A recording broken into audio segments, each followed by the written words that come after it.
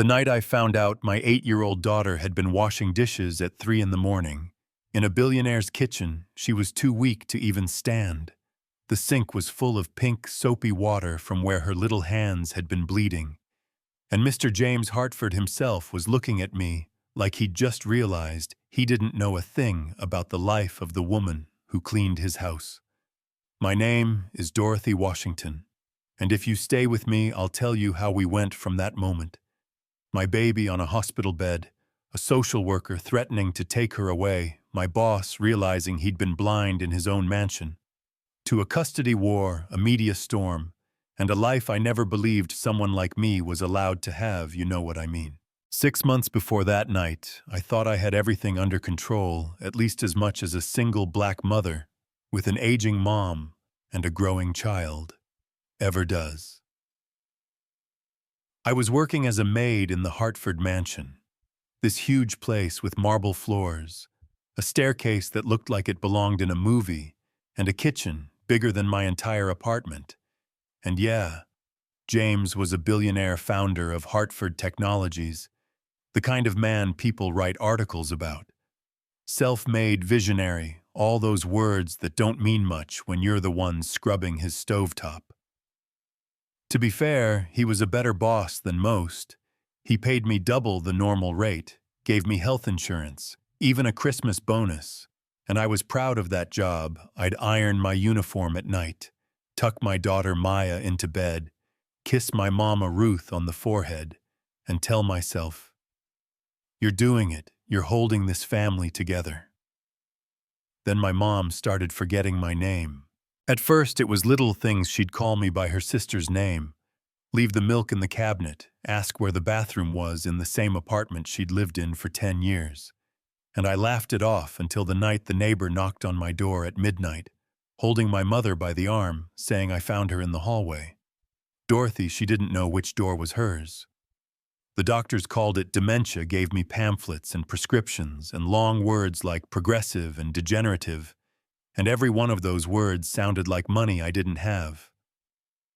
The meds weren't fully covered, she needed supervision, special meals, little safety things around the house, and my paycheck was already sliced between rent, food, bus fare, and notebooks for Maya, who was starting 3rd grade and telling anyone who'd listen that she was going to be a doctor someday. So I did what a lot of us do when the math doesn't work. I picked up a second job, cleaning offices at night, 9 p.m. to 2 a.m., thinking it would just be for a little while, just until I caught up on the bills, just until Mom stabilized, just until... You know how that goes, just until becomes your whole life. My days turned into this loop. Up at 4:30, bus to the mansion, clean all day, back home for an hour to check on Mom and Maya, then out again to scrub office toilets while rich people slept. And if I was lucky, I'd get 3 hours of sleep before the alarm screamed again, and I could feel my body giving up. But the fear of losing our apartment, of my mom being dumped in some state facility, was louder than any pain in my back. The problem was I couldn't leave Maya alone with my mom at night anymore.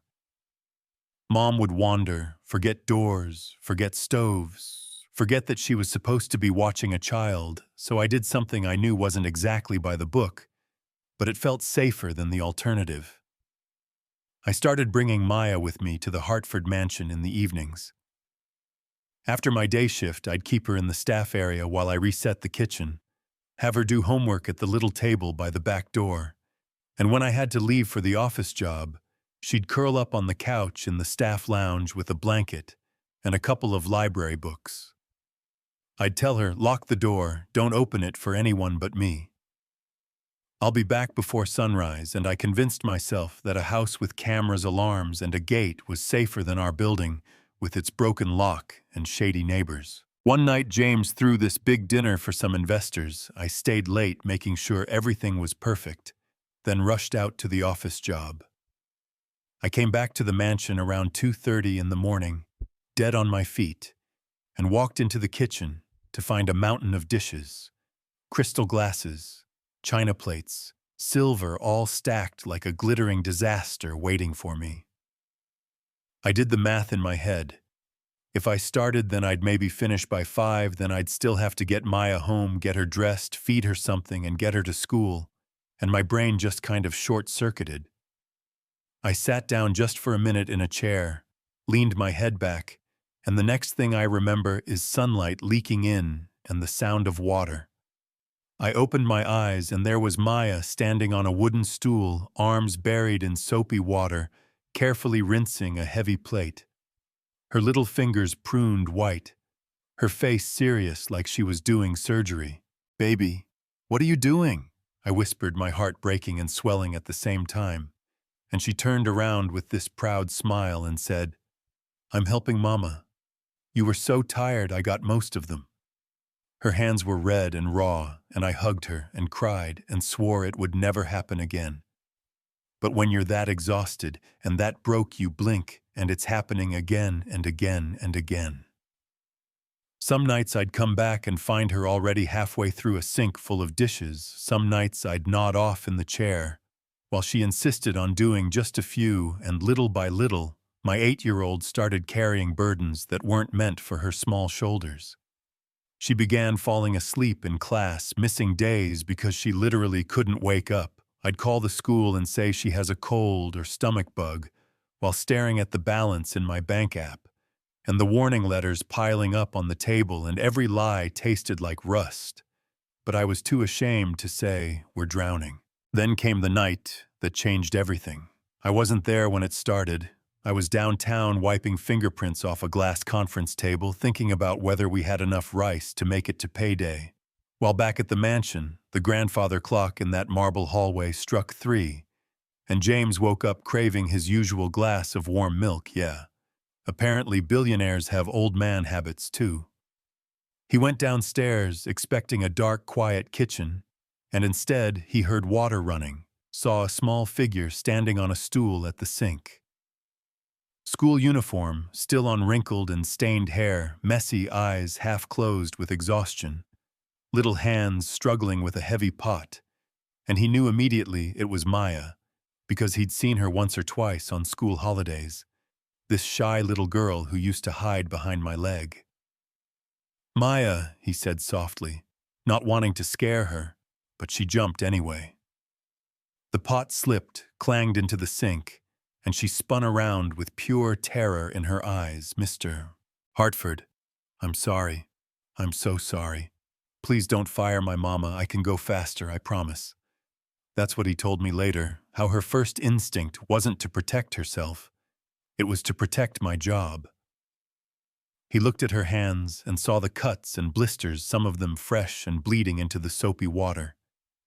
He saw how pale she was, how dark the circles under her eyes were, how she swayed on that stool like she might pass out, and his stomach dropped. "How long have you been doing this?" he asked, and she mumbled something about a long time, and Grandma's medicine, and Mama's tired, then tried to scrub another plate before her knees buckled. He caught her before she hit the floor. By the time one of the other night workers called me and said, "Dorothy, the boss is here and there's something wrong," I was already on the bus, hand shaking so hard I almost dropped the phone. I ran from the bus stop to the mansion gate, didn't even feel my legs, just this roaring panic in my ears, imagining every worst-case scenario at once. I rushed into the living room and saw her. My baby lying on the leather couch, wrapped in one of those soft throw blankets. I used to fold an IV dripping into her arm. A doctor I'd only ever seen in framed photos, now standing over her in person, and James standing there with his face completely different than usual. No distracted business expression, just shock and guilt, and something like anger, but not at me, at himself. The doctor said words like dehydrated, malnourished, exhausted chemical burns, and each one felt like a verdict on me as a mother. I just stood there crying, saying, "I'm sorry. I'm sorry. I didn't mean for her to work. I just didn't have anywhere else to take her. My mother is sick. I have 2 jobs. I thought she was just doing homework here." And I kept waiting for James to say, "Pack your things, you're done." Instead, he picked up Maya's frayed backpack from the corner, unzipped it, and pulled out her notebooks, flipping through pages of neat handwriting that got messier over time until he reached an essay titled, "My Hero," with my name under it, and he read it out loud, how I stayed up all night, gave her my food, protected her and her grandma, how she wanted to be a doctor, so she could take care of me someday. And by the time he finished, both of us had tears on our faces. That's when the social worker walked in. Her name was Jennifer Roberts, clipboard in hand, voice calm but firm. She'd gotten a report from the hospital. Child found doing manual labor at 3 a.m. underweight, with injuries consistent with harsh cleaning chemicals, excessive school absences. And she had to determine if Maya should be removed from my custody for her own safety. I can still hear myself begging, telling her about my mom's dementia, the second job, the impossible bills, how I never meant for my daughter to be the one standing at that sink, how every choice I made was trying to keep us together, even the bad ones, and she listened. But she also took notes, eyes scanning the room, looking for signs of bigger patterns. And that's when James did the thing that surprised me the most. He stepped between me and the system in a way nobody ever had, he told Jennifer. This happened in my house under my roof while I was busy pretending being a good employer was enough. If you're going to blame someone, blame me too. I should have seen it. I should have asked more. I'm paying for all of Maya's medical care. I'm paying for Dorothy's mother's care. And I want you to come see where they actually live. So Jennifer came to our apartment. And for the first time in a long time, I saw my home through someone else's eyes. The peeling paint, the broken elevator, the fridge with a half carton of milk, a few leftovers and one apple I'd been saving for Maya. The mattress on the floor, where we all sometimes ended up because my mom had nightmares, and my daughter clung to me, the dish rack with everything washed and stacked. Even though there was barely any food to cook, my mother, sitting in the living room staring out the window with cloudy eyes, asking me if I was her sister. Jennifer opened cupboards, checked the bathroom, asked a lot of questions, and then she said quietly, "This isn't abuse, this is poverty, and those are not the same thing." That sentence cracked something open in me because I'd been carrying so much shame, like I was personally failing, when really a lot of it was that I was playing a game that was rigged from the start. James stood in the middle of that tiny living room, looked at me, looked at my mom, then said, "Pack your things, all of you. You're moving into my guest house today," and I immediately shook my head. I can't take charity like that. People will talk, they'll say things, and he shook his head right back. It's not charity, it's me fixing what I broke by not paying attention. It'll be formal in writing. Part of your compensation, and you'll pay me back by not killing yourself with 2 jobs, and by letting your daughter be a kid again. And I swear, for a billionaire, he sounded more stubborn than rich in that moment. We moved into the guest house that afternoon, and it felt unreal. Our bedroom's a ramp for my mom's wheelchair, a little garden with an overgrown rose bush, a kitchen where Maya opened the pantry and actually smiled at how much food was inside like it was a museum exhibit. Jennifer signed off on a plan. CPS would keep an eye on us. There'd be parenting classes for me, regular check-ins, but no removal, no foster care. I got a raise, a schedule that didn't require me to be superhuman. A home health aide came in for my mom, and for the first time in years, I slept through the night without waking up to check if the door was locked 10 times. If this was a movie, the credits might roll there, but real life doesn't stop just because you get a little mercy. A local news station picked up our story. Billionaire rescues Maid's child from child labor in his own home. And while some people saw it and felt inspired, someone else saw dollar signs. That someone was Robert Wilson, my ex, Maya's biological father, the man who vanished when she was 6 months old and never sent a single birthday card, never paid a cent of child support. He showed up at the guest house all cleaned up in a suit with a lawyer carrying a briefcase and a fake concerned smile plastered on his face. "Dorothy, I just found out what happened to my daughter. I'm here to make it right. And I swear I almost laughed in his face because the only time he'd ever cared about making things right before was when a bookie was after him. His lawyer handed me papers, emergency custody petition claims of educational neglect, child labor questions about my inappropriate dependency on my wealthy employer. And suddenly, the life that had just started to feel safe was under threat again. I couldn't afford a regular lawyer, let alone a good one. But James could, and he didn't hesitate. He called Patricia Coleman, one of the best family attorneys in the state, and a private investigator named Tom, who looked like he'd seen every dirty trick in the book. They dug into Robert's stories and found the truth I already knew in my bones. Gambling debts, 3 casinos, more than $200,000, a steady job that was actually part-time at a car wash, a nice apartment that was a room in a pay-by-the-week motel. Robert didn't want custody, he wanted leverage, and he wanted a cut of James's money. The day of the custody hearing was like walking into a fishbowl, cameras outside, people whispering, my heart pounding so hard I could feel it in my ears.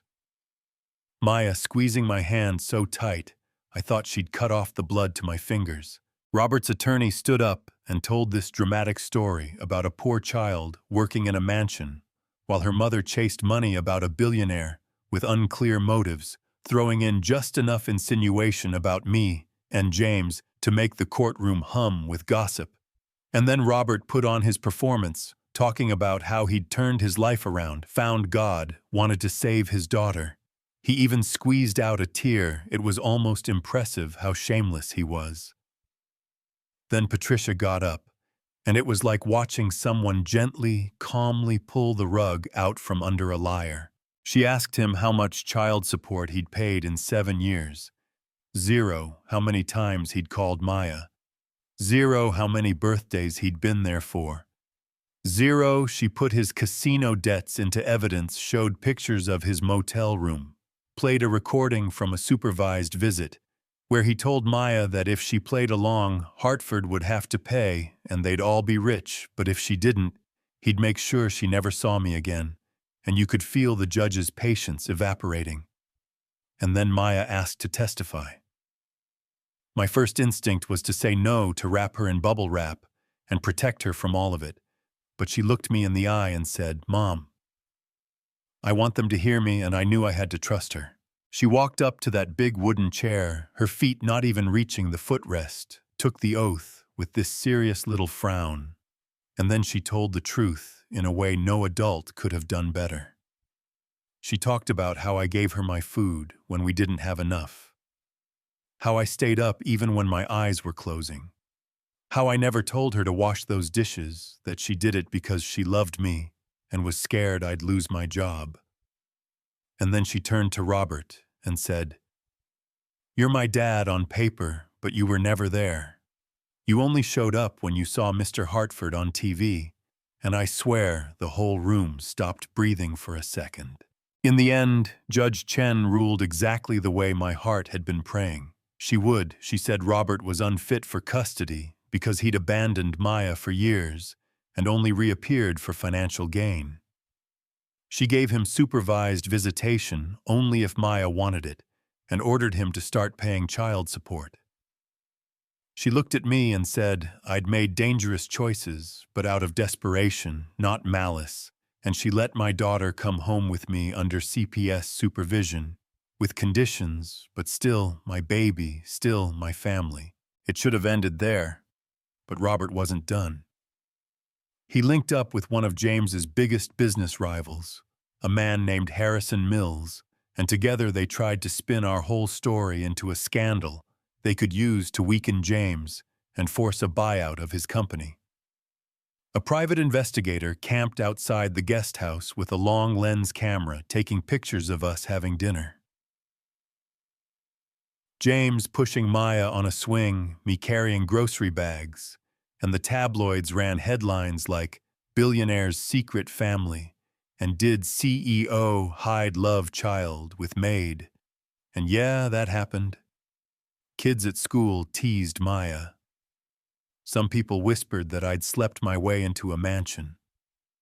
Board members at Hartford Technologies started asking James if his personal decisions were going to affect the company. James could have distanced himself. He could have moved us out, said it was all a misunderstanding. But instead, he called a press conference, stood in front of the microphones, and told the truth. He said he'd helped my family because it was the right thing to do, that no one who worked for him should have to choose between feeding their kids and caring for a sick parent. He announced the creation of the Hartford Foundation for Single Parents to provide housing, childcare, and emergency support for workers like me. And before the reporters could twist it, Maya stepped up to the mic again and told them exactly who her father had been and who had actually acted like one. Meanwhile, Tom caught Robert trying to bribe a court clerk for sealed documents to use against us. He was arrested for extortion. Harrison's little corporate espionage plan came to light and backfired. The board doubled down on James, and slowly the cameras moved on to other scandals. Time passed, not in a magical, everything is perfect now way, but in a steady, healing way. My mom got more good days with proper care, sitting in the garden of the guest house, humming old hymns, sometimes calling me by the right name, and patting my cheek like when I was little. Maya went back to being a kid who loved science and books more than courtrooms and hospital beds. She still says she's going to be a doctor, and now I actually believe she might get there. James started spending more time at home, not as a boss, but as a man who had promised his late wife he would use his wealth to make life better for children. And somewhere along the line, without either of us planning it, we stopped being just employer and employee and started being something closer to partners. I won't pretend there weren't questions or awkward moments or people side-eyeing us like, of course the maid ended up with the billionaire.